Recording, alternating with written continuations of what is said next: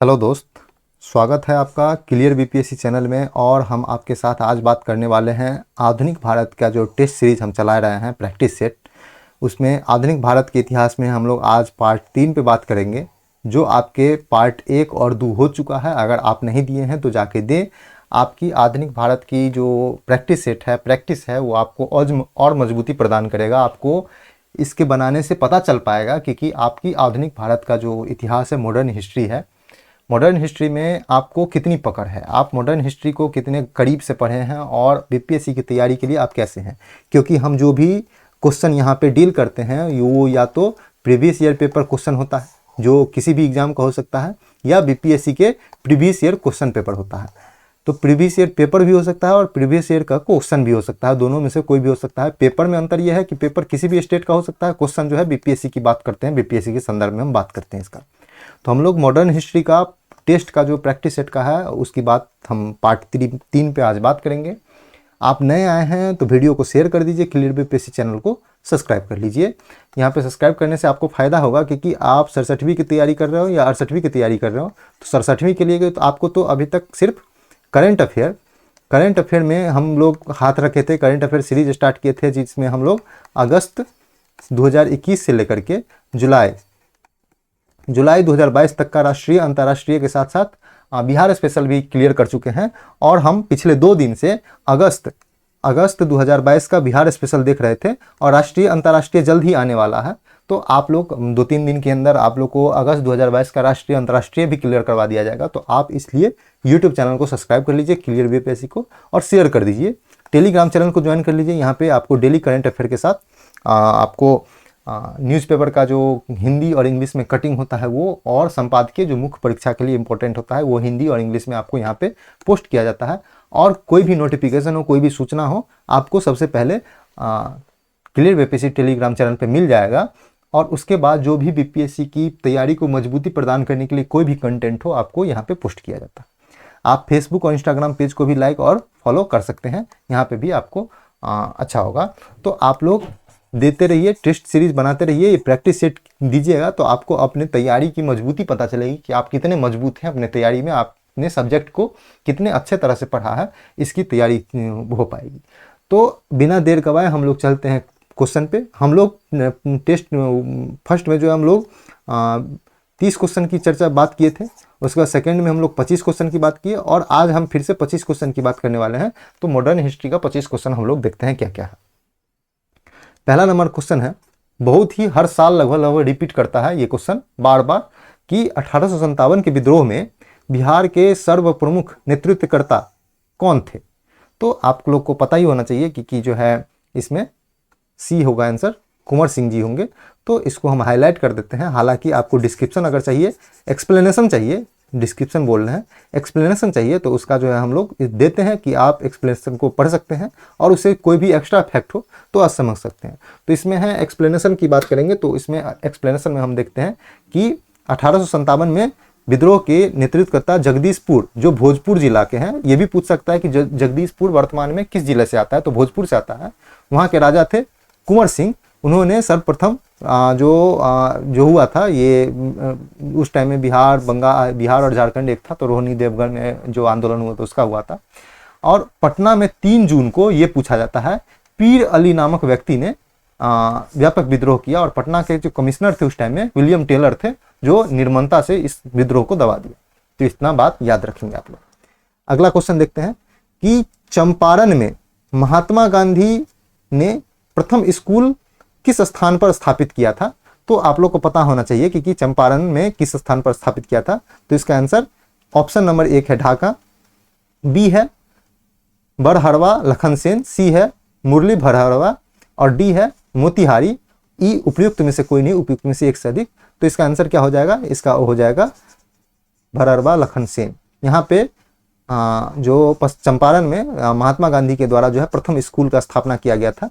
तो आप लोग का जो एक्सप्लेनेशन की बात करें तो एक्सप्लेनेशन में है कि 1917 के चंपारण सत्याग्रह के दौरान, इसमें भारत में सत्याग्रह का यह प्रथम प्रयोग था, चंपारण सत्याग्रह। और उसके बाद उन्होंने बरहड़वा लखनसेन नामक गांव में स्कूल खोला था गांधी जी 1917 में, नवंबर 1917 में। इस चीज को याद रखेंगे। और गांधी जी ने इसी महीने चंपारण के भितहरवा गांव में दूसरा स्कूल भी खोला था, तो इसको याद रखेंगे, ये है फैक्ट।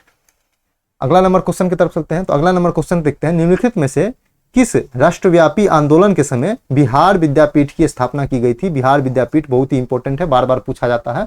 तो ऑप्शन नंबर 1 है चंपारण सत्याग्रह, बी है भारत छोड़ो आंदोलन, सी है सविनय अवज्ञा आंदोलन, डी है असहयोग आंदोलन और ई है उपयुक्त में से कोई नहीं, उपयुक्त में से एक से अधिक। तो इसका आंसर हम लोग का क्या हो जाएगा? इसका आंसर हो जाएगा असहयोग आंदोलन, इसका आंसर होगा डी। इसी के समय असहयोग आंदोलन के समय जो है 1921 में इसकी स्थापना की गई थी। हम लोग देख लेते हैं, जो बिहार विद्यापीठ है इसकी स्थापना किसने की थी? 1921 में इसकी स्थापना की गई थी और इसका जो मतलब कुलाधिपति था उसको मजहरुल हक को बनाया गया था और इसका जो कुलपति था वो ब्रजकिशोर, आप लोग को पता होना चाहिए ये चीज, ब्रजकिशोर को बनाया गया था, ब्रजकिशोर प्रसाद को। तो याद रखेंगे, इसमें देख लेंगे कि असहयोग आंदोलन के लिए मजहरुल हक जो है इसके कुलाधिपति थे और ब्रजकिशोर प्रसाद जी को कुलपति बनाया गया था और इसके जो प्रचार्य थे उसको प्रचार के रूप में राजेंद्र प्रसाद जी को इनका प्रचार नियुक्त किया। अगला क्वेश्चन की तरफ चलते हैं, देखते हैं अगला क्वेश्चन। अगला क्वेश्चन की बात करें तो भारत छोड़ो आंदोलन के दौरान जयप्रकाश नारायण किस जेल से फरार हो गए थे? तो ए है बांकीपुर जेल, बी है हजारीबाग जेल, सी है भागलपुर जेल और डी है मोतिहारी जेल और ई उपयुक्त में से कोई नहीं, उपयुक्त में से एक से अधिक। तो इसका आंसर क्या होना चाहिए? इसका आंसर होगा हजारीबाग जेल, बी होगा इसका आंसर। हजारीबाग जेल से जयप्रकाश नारायण जी को उनको वहां पे कैद किया गया था, वहां से वो भाग गए थे। तो हजारीबाग जेल से उन्होंने कब भागा था? तो 1942 में उन्होंने हजारीबाग के जेल से भाग गया और वहां पे भागने के बाद भारत छोड़ो आंदोलन के समय उन्होंने उसमें सहयोग देने के लिए आजाद दस्ता नामक संगठन का गठन किया जो भारत छोड़ो आंदोलन में सहयोग कर रहा था। तो इसका एक्सप्लेनेशन ये है, 9 नवंबर 1942 को उन्होंने फरार हो गए थे और इतना आदमी को मिलकर के आजाद दस्ता नामक गुप्त संगठन की स्थापना की थी।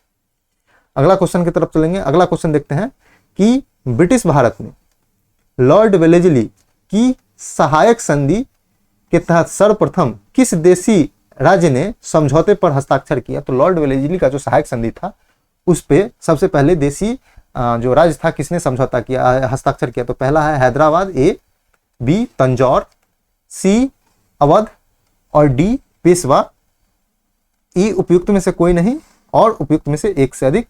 तो इसका आंसर आपको पता होना चाहिए, ये है हैदराबाद। हैदराबाद ने वेलेजली की जो सहायक संधि था उस पर सबसे पहले जो सहमति दी थी। वेलेजली जो लेके आया था वो 1798 था और उस टाइम में जो है वेलेजली हैदराबाद जो है ना 1798 में सहायक संधि पर हस्ताक्षर कर लिया था। तो इसका जो है एक्सप्लेनेशन की बात करें तो एक्सप्लेनेशन देख सकते हैं कि हैदराबाद 1998, सितंबर 1998, बाकी मैसूर है, तंजौर है, अवध है, पेशवा है, बरार का भोंसले है, ग्वालियर का सिंधिया है, सभी ने वेलेजली के सहायक संधि पर हस्ताक्षर किया था। तो देख सकते हैं यहाँ पे आप लोग स्क्रीनशॉट ले सकते हैं। अगला क्वेश्चन की बात करें तो अगला क्वेश्चन है कि निम्नलिखित में से किस नेता ने असहयोग आंदोलन के दौरान सिविल सेवा की नौकरी छोड़ दी थी?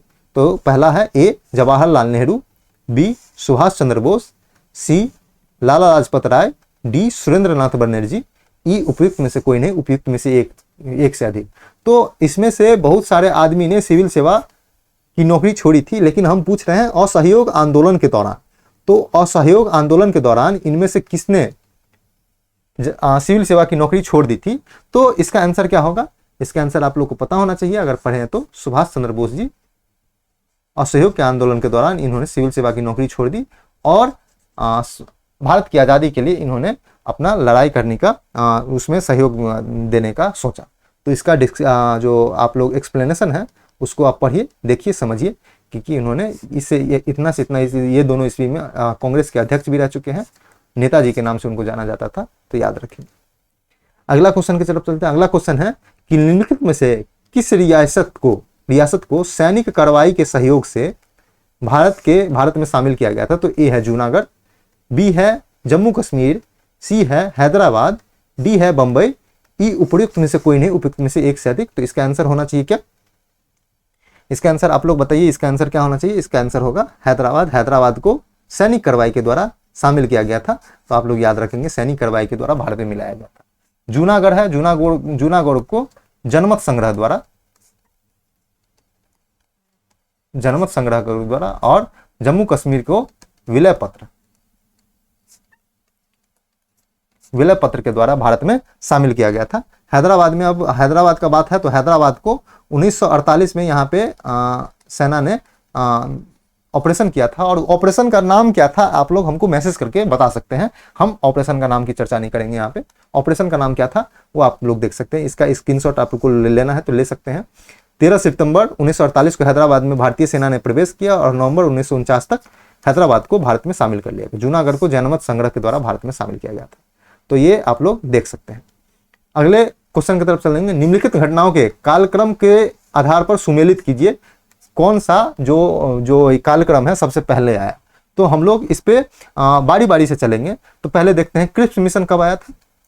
तो क्रिप्स मिशन की बात करेंगे तो हम लोग देखते हैं कि इसको 1942 में लाया गया था क्रिप्स मिशन को।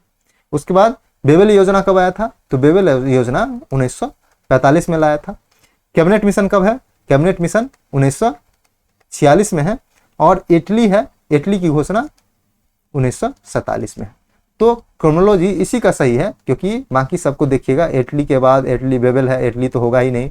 कैबिनेट मिशन होगा नहीं क्योंकि क्रिप्स मिशन उसने पहले है, और इसमें भी कैबिनेट नहीं होगा, तो क्रिप्स मिशन ही है। तो इसका आंसर ये हो जाएगा। आप लोग इसका देख सकते हैं, क्रिप्स मिशन, बेबल योजना, कैबिनेट मिशन, इटली की घोषणा। तो इतना है। अगले क्वेश्चन की तरफ चलते हैं। अगला क्वेश्चन पे बात करते हैं। अगला क्वेश्चन है कि भारत में प्रेस को नियंत्रित करने के लिए देसी भाषा समाचार पत्र अधिनियम, जिसको वर्नाकुलर प्रेस एक्ट कहते हैं, किस वर्ष पारित किया गया था? तो ए 1799, बी 1835, सी 1878 और डी 1910। तो इसका आंसर क्या होगा? इसका आंसर आपको पता होना चाहिए। सी 1878 में लॉर्ड लिटन के समय में यह लाया गया था, 1800 लॉर्ड लिटन के द्वारा। और इसे आपको 1882 में लॉर्ड रिपन के द्वारा इसे समाप्त भी कर दिया गया था। तो आप लोग इसको याद रखेंगे कि इसको समाप्त कर दिया गया था, किसको? वर्नाकुलर प्रेस एक्ट को। तो अगर आपको इसका डिस्क्रिप्शन पता होना चाहिए तो डिस्क्रिप्शन के बारे में पढ़ लेंगे। इसमें सबसे बड़ा बात है, इसमें एक भी है कि किस पे था? तो देसी भाषाओं के समाचार पत्र के सरकारी नियंत्रण के लिए, दंडित करने के लिए यह अधिनियम लाया था। और इस अधिनियम से बचने के लिए यह भी बार बार पूछा जाता है, अमृत बाजार पत्रिका जो रातों रात जो अंग्रेजी माध्यम में चला गया, हिंदी माध्यम से, जो हिंदी माध्यम देसी भाषा था और देसी भाषा का जो पत्रकार भाषा के जो समाचार पत्र था उस पर प्रतिबंध लगना था। तो अमृत बाजार पत्रिका जो था, हिंदी से रातों रात अंग्रेजी माता में आज हिंदी में प्रकाशन हुआ था और अगला दिन इंग्लिश में प्रकाशन हो गया। और लॉर्ड रिपन के द्वारा 1882 में इस अधिनियम को निरस्त कर दिया गया था। तो इसको याद रखें। अगला क्वेश्चन की तरफ चलते हैं। अगला क्वेश्चन के देखते हैं कि गांधी इरविन समझौता निम्नलिखित में से किस मुद्दे पर सहमति नहीं बना पाई थी? तो इसको देखते हैं। तो पहला था कि गांधी इरविन समझौता राजनीतिक कैदियों की रिहाई, हिंसात्मक केस को छोड़ करके। तो ये सही था, इस पे सहमति बन गई थी। बी है समुद्र तट की एक निश्चित सीमा तक नमक तैयार करने की अनुमति इरविन ने दे दिया था, ये भी सही है। शराब और विदेशी वस्तुओं की दुकान पर शांतिपूर्ण सम्मेलन किया गया, ये भी अलाउ कर दिया गया था। पुलिस द्वारा जनता पर ज्यादती, मतलब उस पे जो निरंकुश रूप से जो है उस पर ज्यादती की गई थी, उसकी जांच के लिए जांच कराई जाएगी, इस पे सहमति इरविन ने नहीं दी थी। तो इसका आंसर क्या होगा? डी होगा इसका आंसर। तो आप लोग इसका एक्सप्लेनेशन पढ़ लीजिए, आप लोग को पता चल जाएगा। जो सविनय अवज्ञा आंदोलन जो था वो 5 मार्च 1931 को हुआ था, शुरू किया गया था। और कहां से शुरू हुआ था? तो दांडी से हुआ था। आप लोग याद रखेंगे, जो इसमें दिया भी होगा, 6 अप्रैल 1900 को सविनय अवज्ञा आंदोलन, 1930 को सविनय अवज्ञा आंदोलन की शुरुआत हुई थी दांडी, गुजरात से। तो आप लोग को इसको दिल्ली समझौता के नाम से भी जाना जाता है, गांधी इरविन समझौता को दिल्ली समझौता के भी नाम से जाना जाता है। तो इसको भी आप लोग याद रखेंगे, ये इंपॉर्टेंट क्वेश्चन हो सकता है आपके एग्जाम के पॉइंट ऑफ व्यू से। अगला क्वेश्चन की बात करते हैं। तो भारतीय राष्ट्रीय कांग्रेस ने आजादी से पूर्व प्रथम स्वतंत्रता दिवस मनाने की निर्णय कब लिया था? 29 नवंबर 1929, 31 दिसंबर 1929, 15 अगस्त 1930 और 26 जनवरी 1930। उपयुक्त में से कोई नहीं, उपयुक्त में से एक से अधिक। तो इसका आंसर क्या होगा? इसका आंसर आप लोग जवाब दीजिए। इसका आंसर होगा डी, 26 जनवरी 1930 को प्रथम स्वतंत्रता दिवस मनाने की घोषणा की गई थी। इसलिए अपना लोग को अभी भी गणतंत्र दिवस 26 जनवरी को ही मनाया जाता है। तो ये तारीख तय किया गया था। आप लोग को पता होना चाहिए इसमें जो कुछ बातें थी, जो भारतीय कांग्रेस का जो अधिवेशन हुआ था वो दिसंबर 1929 को हुआ था। और इसके अध्यक्ष कौन थे? अध्यक्ष थे जवाहरलाल नेहरू। जवाहरलाल नेहरू थे और उन्हीं के अध्यक्षता में जो है 31 दिसंबर 1929 को रावी नदी के तट पर जो है झंडा फहराया गया और इनकलाब जिंदाबाद का नारा भी लगाया गया था। और इस तारीख को 26 जनवरी 1930 तारीख को पूरे देश में प्रथम स्वतंत्रता दिवस मनाने की घोषणा की गई थी। एक्सप्लेनेशन की तरफ देखेंगे तो एक्सप्लेनेशन में ये सभी बातें लिखी गई है। दिसंबर 1929 में अधिवेशन होता है, लाहौर में होता है इस अधिवेशन का। इसमें पूर्ण स्वतंत्रता का प्रस्ताव पारित किया गया और इस अधिवेशन को 26 जनवरी 1930 को पूरे राष्ट्र में प्रथम स्वतंत्रता दिवस मनाने का निर्णय लिया गया। अधिवेशन की अध्यक्षता जवाहरलाल नेहरू ने किए थे और 31 दिसंबर 1929 को रावी नदी के तट पर मध्य रात्रि में इनकलाब जिंदाबाद के नारे लगाए गए और भारत के प्रथम तिरंगा झंडा को भी फहराया गया। तो ये एक्सप्लेनेशन आप पढ़ लीजिए। इस पे आपको नोट में कोई भी बात अगर नहीं लिखा हुआ है तो उसको नोट डाउन कर लीजिए। अगला क्वेश्चन की तरफ चलते हैं। अगला क्वेश्चन है कि दक्षिण अफ्रीका में महात्मा गांधी का समाचार पत्र इंडियन ओपिनियन था, उसका नाम क्या था? इंडियन ओपिनियन था। वो कैसे प्रकाशित किया जाता था? तो पहला है दैनिक रूप में प्रकाशित किया जाता था। दूसरा है कि साप्ताहिक, तीसरा है पाक्षिक और चौथा है मासिक। उपयुक्त में से कोई नहीं, उपयुक्त में से एक से अधिक। तो इसका आंसर हो जाएगा साप्ताहिक। तो इंडियन ओपिनियन जो पत्रिका है वो साप्ताहिक रूप में प्रकाशित किया जाता था। तो आप लोग को पता होना चाहिए यह जो पत्रिका था यह अंग्रेजी, इंडियन ओपिनियन अंग्रेजी प्लस गुजराती दोनों में प्रकाशित होता था। आप लोग को ये पता होना चाहिए। और आपको पता होना चाहिए दक्षिण अफ्रीका में, तो दक्षिण अफ्रीका में महात्मा गांधी जी 1893 से लेकर के 1915 के बीच दक्षिण अफ्रीका में रहे थे। और वह दादा अब्दुल्ला के बुलाने पर वो दक्षिण अफ्रीका गए थे। एक्सप्लेनेशन में ये सारी बातें आपको मिल जाएगी। तो इंडियन ओपिनियन है, एक साप्ताहिक समाचार पत्र है। ये दो भाषा में, अंग्रेजी और गुजराती में किया गया था। महात्मा गांधी ने 1853 से 15 और उन्होंने 1910 में टॉल्स्टॉय आश्रम की स्थापना की और गांधी जी दादा अब्दुल्ला भाई के कानूनी कार्य करने के लिए, उसका मुकदमा लड़ने के लिए उन्होंने वहां पे गए थे दक्षिण अफ्रीका। अगले क्वेश्चन पे चलते हैं। अगला क्वेश्चन देखते हैं कि 1857 के विद्रोह में शामिल होने के बाद मुगल बादशाह बहादुर शाह जफर का मुकदमा कहां चलाया गया था? ए दिल्ली में, बी प्रयागराज इलाहाबाद में, सी रंगून में, डी लाहौर में। ई उपयुक्त में से कोई नहीं, उपयुक्त में से एक से अधिक। तो इसका आंसर क्या हो जाएगा? इसका आंसर होगा दिल्ली में। दिल्ली में इसका आंसर हो जाएगा। आपको पता होना चाहिए कि जो है मुकदमा के तौर पर इनको, मुकदमा में सजा के तौर पर इनको रंगून जेल भेज दिया गया था। तो ये एक्सप्लेनेशन है, आप लोग पढ़ लीजिएगा। ये दिल्ली में इन पे मुकदमा चलाया गया था। तो हम लोग चलते हैं डायरेक्ट अगले क्वेश्चन की तरफ। अगला क्वेश्चन पे चर्चा करते हैं। अगला क्वेश्चन है ब्रिटिश भारत में किस आयोग ने प्रत्येक प्रांत में एक अकाल आयोग स्थापित करने की सिफारिश की थी? ए जॉन वुडहेड आयोग, बी मैकडॉनल्ड आयोग, सी स्ट्रेची आयोग, डी लॉयल आयोग। ई उपयुक्त में से कोई नहीं, उपयुक्त में से एक से अधिक। तो इसका आंसर क्या हो जाएगा? इसका आंसर हो जाएगा सी स्ट्रेची आयोग के द्वारा भारत में पूरे सभी जो प्रांत है सभी में एक अकाल आयोग स्थापना करने की यह सिफारिश की थी स्ट्रेची आयोग। स्ट्रेची आयोग का गठन कब किया गया था?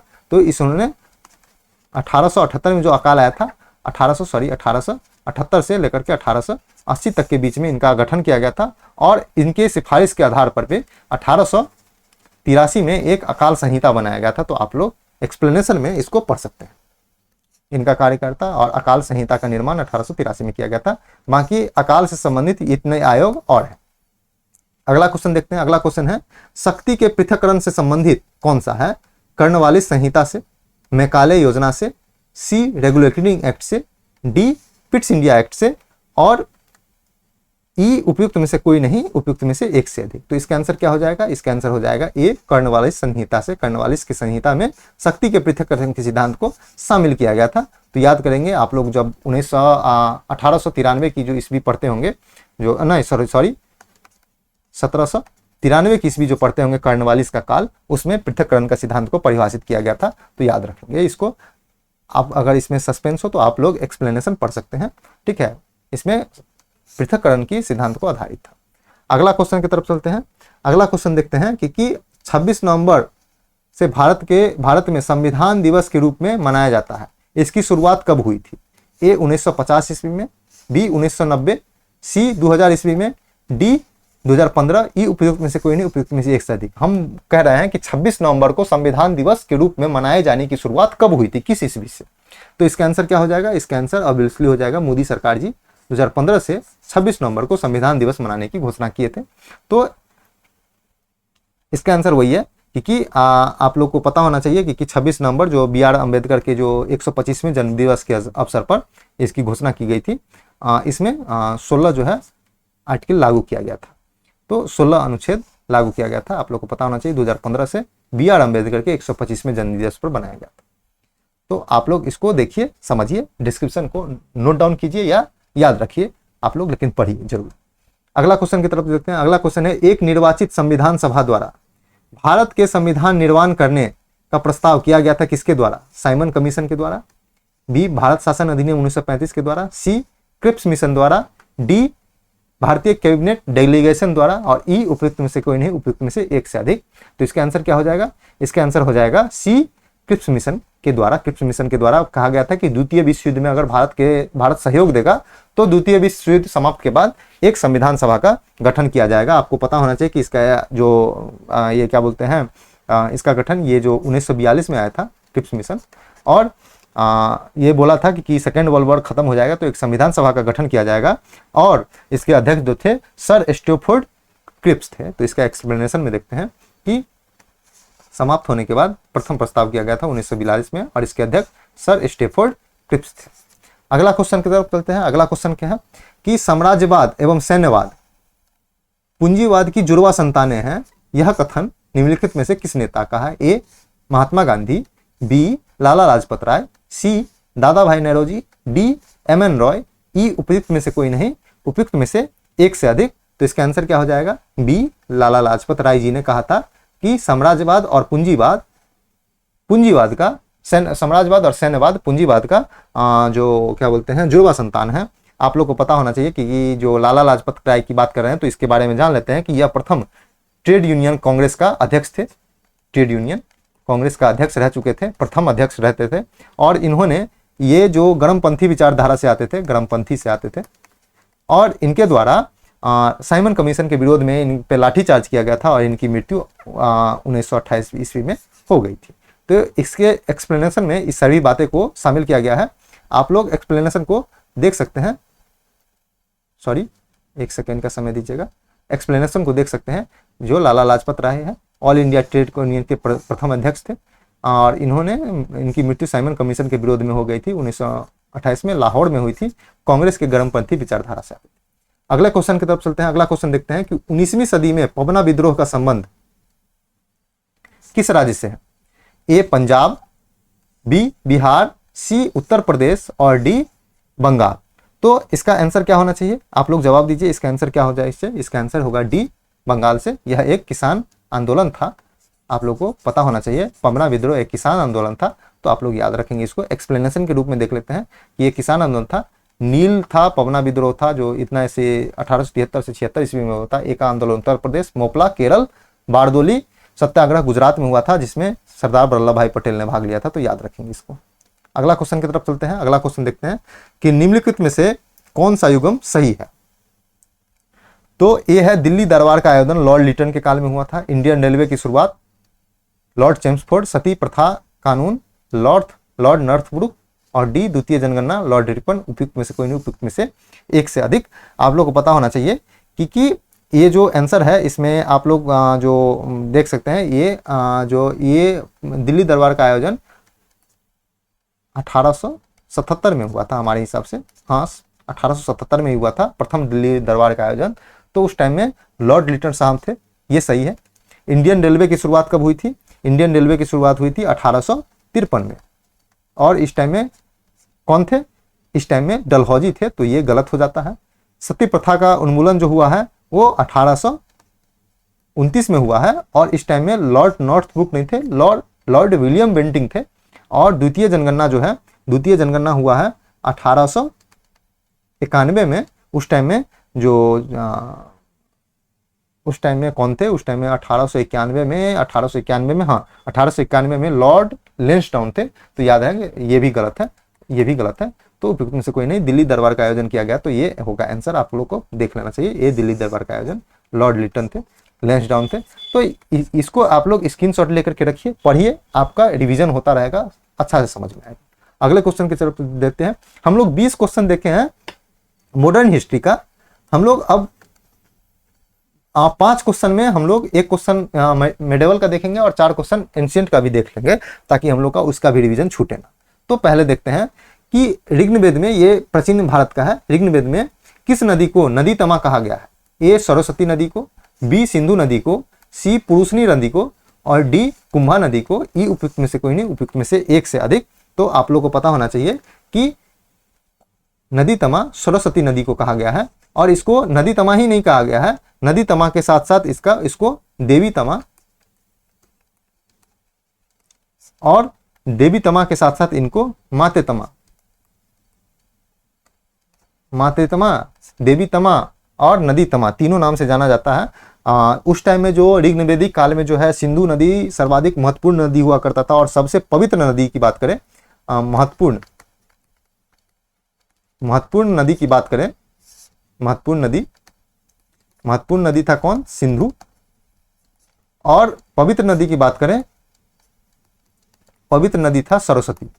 तो आप लोग इतनी बातें याद रखेंगे। और ये जो ऋग्वेदिक काल है, उस टाइम में जो है सप्तसिंधु नदी की भी चर्चा की जाती है। आप लोग इसका डिस्क्रिप्शन देखिए पहले। जो इसकी 5 सहायक नदी थी अपना में कुल्ला, ये जो नदी तमा इसको कहा गया है, सरस्वती नदी को नदी तमा कहा गया है। और ये 7 नदी की बात करते हैं, तो 7 नदी की चर्चा जो हम करेंगे, तो 7 नदी में सबसे पहला आता है आपको सिंधु प्लस सरस्वती, ये दूसरा नदी है। तीसरा नदी की बात करें तो तीसरा नदी में एक सुताद्री आता था, सुताद्री, जिसको हम लोग सतलज कहते हैं, सतलज।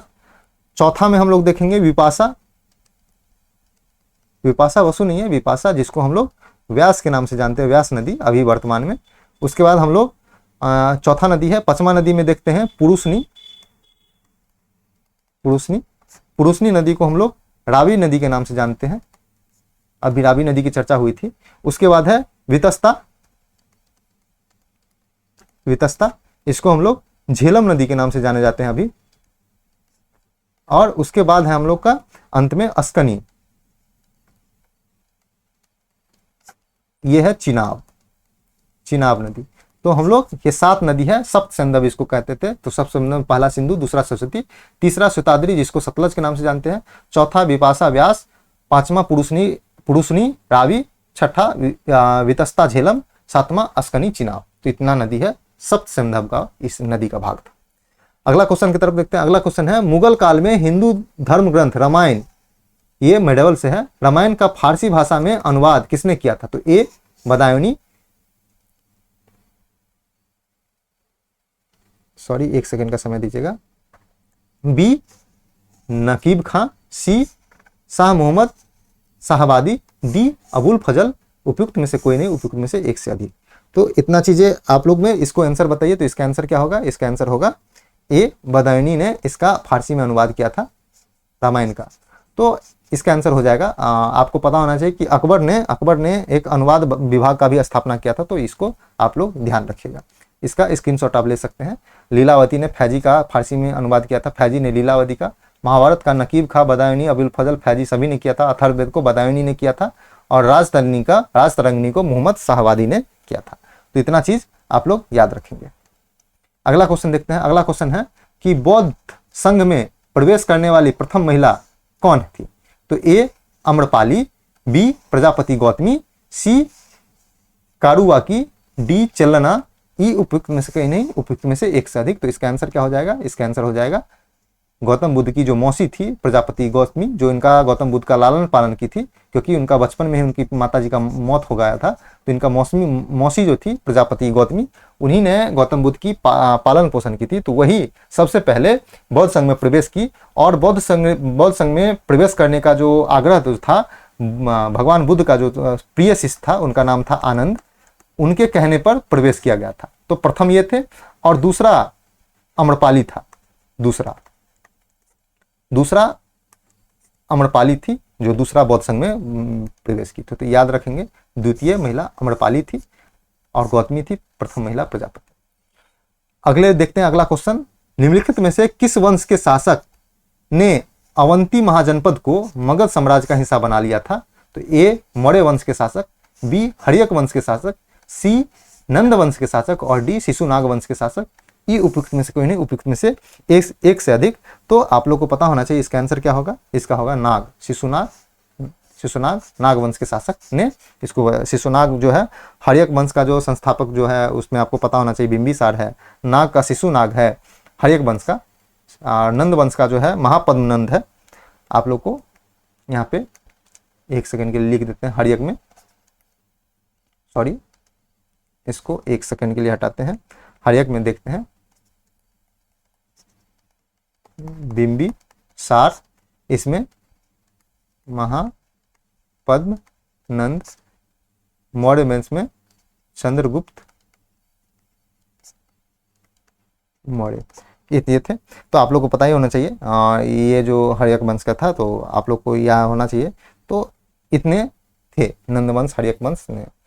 तो इसका डिस्क्रिप्शन एक्सप्लेनेशन आप लोग देख सकते हैं, पढ़ सकते हैं, इसमें पूरा दिया हुआ है शिशुनाग वंश के बारे में और सभी का दिया हुआ है। ये बृहदत्त वंश है, इसका जो बृहदत्त वंश का जो संस्थापक था वो बृहदत्त ही था, उसका जो है पुत्र जो था इसका पिता जिसका नाम था जरासंध, और जरासंध के अपनी बहन का विवाह कंस से किया था जो कृष्ण के मामा थे, और इसी को जरासंध को ही जो भीम ने मल्ल युद्ध में हराया था। और जरासंध ने मथुरा पर 17 बार आक्रमण किया था और 17 बार हार की सामना किया था। मथुरा कृष्ण की नगरी थी, इसलिए इसमें आक्रमण किया था। अगला देखते हैं, अगला क्वेश्चन और अंतिम क्वेश्चन देखते हैं आज का। निम्नलिखित में से किसने पाटलिपुत्रा को पोलीब्रोथा कहा है? ए जस्टिन, बी मेगास्थनीज, सी डाइमेकस, और डी सेल्यूकस। ई उपयुक्त में से कोई नहीं, उपयुक्त में से एक से अधिक। तो इसका आंसर क्या हो जाएगा? इसका आंसर हो जाएगा बी मेगास्थनीज। मेगास्थनीज का जो पुस्तक है इंडिका, उसमें इन्होंने पाटलिपुत्रा को पोलीब्रोथा कह के पुकारा है। तो आप लोग याद रखेंगे, ये जो इंडिका में कहा गया है, और यह मौर्य काल में भारत आने वाला प्रथम जो विदेशी थे, और हिंद यवन शासक सेल्यूकस निकेटर के राजदूत थे, और 305 BC में इन्होंने आया था। इसका डिस्क्रिप्शन में देख लीजिए, पुस्तक इंडिका में पाटलिपुत्रा को पोलीब्रोथा कहा था, और मौर्य काल में आने वाले प्रथम विदेशी था। इनके हिंद यवन शासक सेल्यूकस निकेटर का जो राजदूत था 305 ईसा पूर्व में चंद्रगुप्त मौर्य के दरबार में आया था, और वहां पे अपनी पुस्तक इंडिका में विस्तृत रचना दी है, जो भारतीय समाज पर भारतीय समाज को 7 वर्गों में उल्लेख करता है। कौन? इंडिका। तो आज हम लोग इतने बातों की चर्चा किए हैं। आप लोग 25 क्वेश्चन में ट्राई कीजिए कि आप लोग को 25 में से आप लोग को कम से कम 18+ नंबर आए, तब आपकी तैयारी बहुत ही अच्छा है। तो आप लोग करते रहिए, और इसी को मजबूती देने के लिए 67वीं BPSC के लिए हम आप लोग के लिए अच्छा प्लान किए हुए हैं। तो 67वीं BPSC का PT होने देते हैं, उसके बाद अनाउंस करेंगे। आप लोग नए आए हैं तो वीडियो को शेयर कर दीजिए, क्लियर BPSC यूट्यूब चैनल को सब्सक्राइब कर लीजिए, टेलीग्राम चैनल को ज्वाइन कर लीजिए, फेसबुक और इंस्टाग्राम पेज को लाइक और फॉलो कर सकते हैं। किसी भी तरह की समस्या हो तो आप हमारे नंबर पे टेलीग्राम पे मैसेज कर सकते हैं, या व्हाट्सएप पे मैसेज या कॉल कर सकते हैं। तो आप लोग इस नंबर पे कॉन्टैक्ट कीजिएगा। आज के लिए इतना ही था। पढ़ते रहिए, रिवीजन करते रहिए, टेस्ट सीरीज बनाते रहिए, स्वस्थ रहिए। जितना रिवीजन कीजिएगा उतना ज़्यादा आप मजबूती होगा आप में। तो आज के लिए इतना ही था। Thank you so much.